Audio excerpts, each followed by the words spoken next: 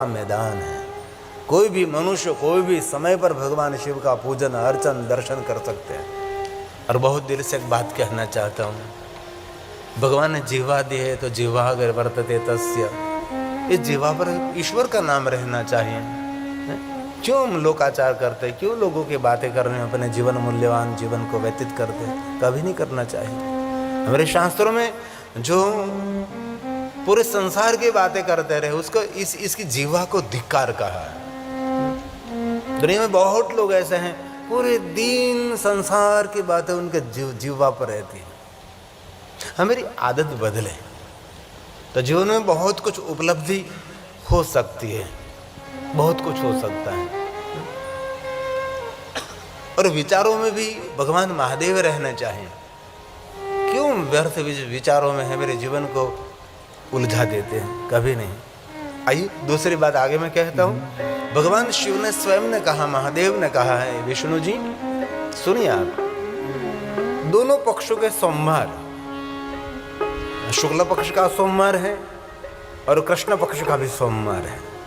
कोई भी सोमवार हो इनमें शिव भक्तों को पूरे दिन निराहार रहना चाहिए और शाम के समय सोमवासरे निशि भोजनम, सोमवार के दिन संध्या के समय भगवान शिव का दर्शन पूजन अर्चन करने के बाद आप भोजन कर सकते हैं। सोमवार के दिन आपका उपवास न हो सके लेकिन शाम के समय आप भोजन कर सकते हैं। लेकिन आयुर्वेदिक कहता है कि शाम के समय भोजन आपका थोड़ा सा हल्का रहना चाहिए, थोड़ा सा पचने में सही हो ऐसा शाम का भोजन होना चाहिए। सुबह में दोपहर आप कुछ ऐसे जो पचने में बहुत कठिन है ऐसे भोजन कर सकते हैं, लेकिन शाम के समय तो बहुत ध्यान रखना चाहिए। कोई भी व्यक्ति को जिनकी उम्र बढ़ गई है उनके लिए तो शाम का भोजन बहुत हल्का होना चाहिए और भोजन हमारा सात्विक होना चाहिए। राजसी भोजन ये ठीक से जीने नहीं देता। तामसी भोजन तो कभी नहीं करना चाहिए और राक्षसी भोजनों से दूर रहना चाहिए। आजकल लोगों पर दया आती है, बहुत लोग राक्षसी भोजन करते हैं। इतना गंदवाड़ क्यों आप पेट में डालते? वहां जठराग्नि है, वहां भगवान विराजते हैं।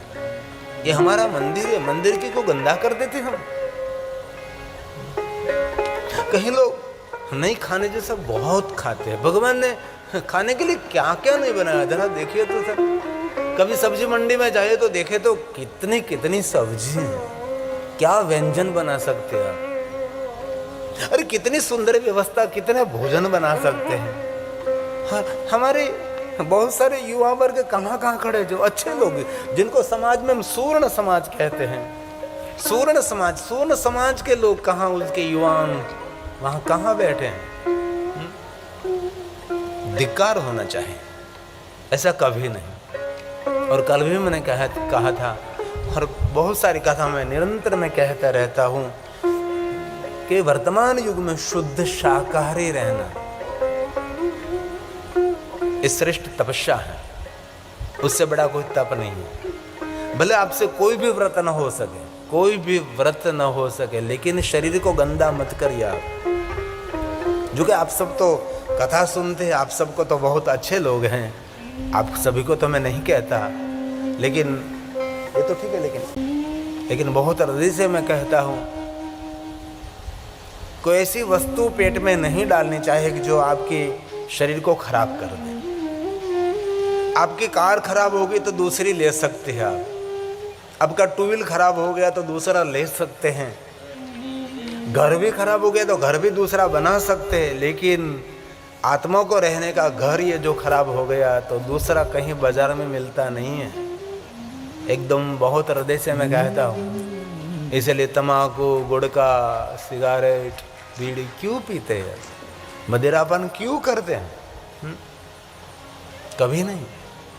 ये भगवान ने दिया हुआ सुंदर तीर्थ है, साधन धाम मोक्ष कर द्वारा पाए न जही परलोक समान। परलोक की यात्रा करने के लिए अवसर है ये शरीर।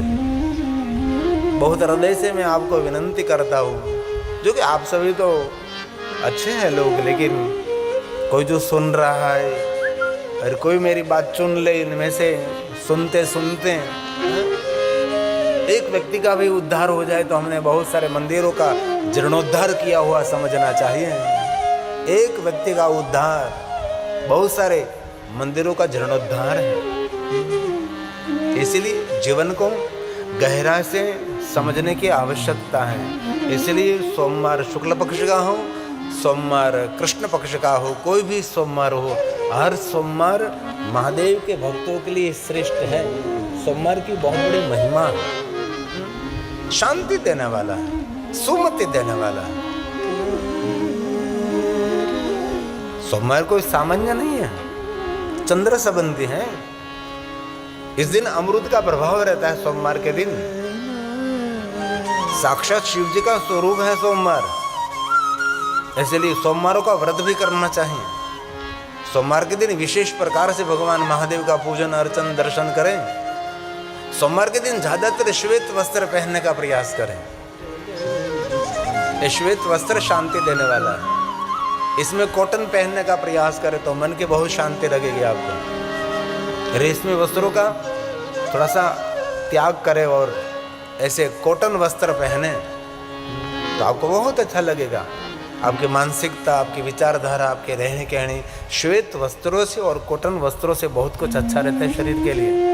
ठीक है, कोई फंक्शनों में गए, कोई प्रसंगों में गए, प्रसंगोपात हम कुछ पहन लेते, बात अलग है, लेकिन हमारी रहन सहन थोड़ी सी बदलने की बहुत आवश्यकता है। कथा मतलब कि माला घुमाने के लिए मैं आपको कह रहा हूँ, मैं आपको हिमालय पहाड़ जाने के लिए कह रहा हूँ। कथा का अर्थ है आध्यात्मिक मोटिवेशन, जीवन का परिवर्तन, कोई नया आवर्तन करे तो हमारा वर्तन मंगलमय रहे। इसलिए भगवान की कथा है। इसलिए भगवान महर्षि वेद व्यास जी ने कहा सोमवार के दिन निशि भोजनम, भगवान व्यास ने गाया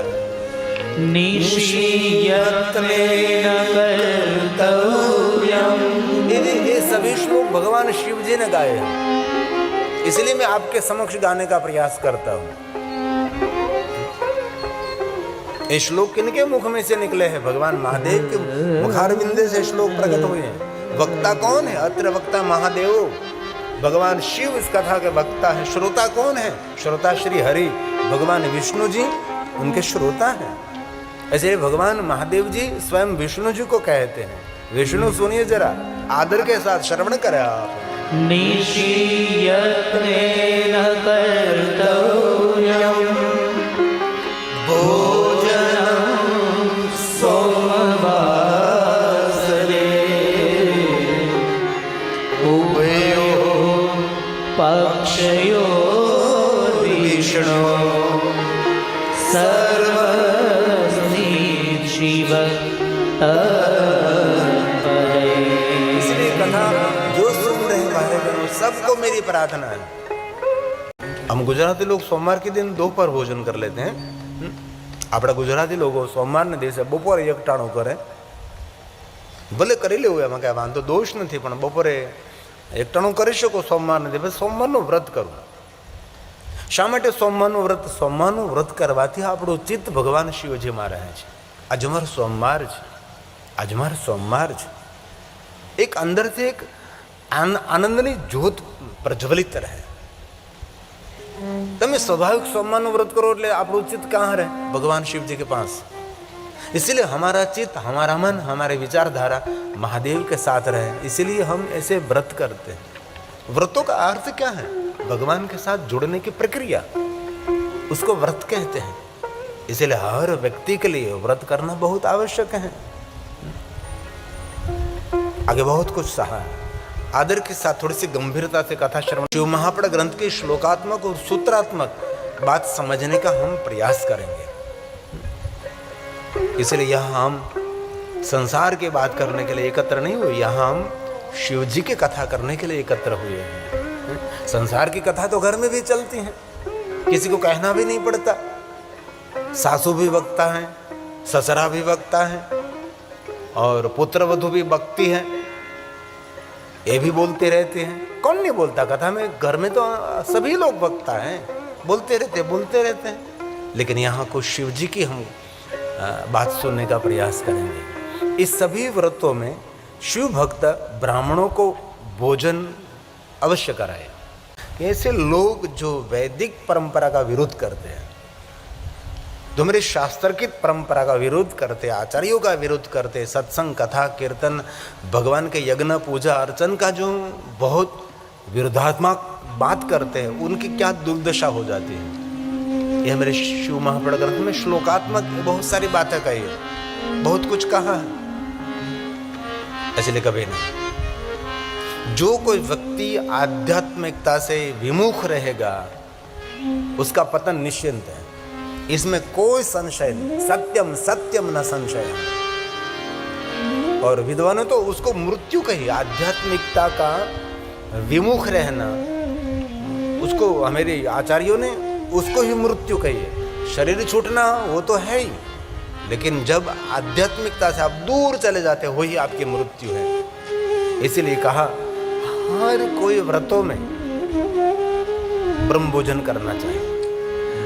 ब्राह्मणों की भी महिमा गई। ब्राह्मण कैसा होना चाहिए? भगवान का भक्त होना चाहिए। ब्राह्मण कैसा होना चाहिए? भगवान को समर्पित हो, विद्वान हो, महादेव का भक्त हो, दयालु हो, सरल स्वभाव है, परोपकार, ज्ञानी है, विद्वान है और समाज का हित और कल्याण करने वाला है। ऐसे ब्राह्मणों का भी वर्णन किया गया है। और कहा ऐसा करने से व्रतों की पूर्ति होती है। कोई भी व्रत तो ऐसे ही पूर्ण होता है।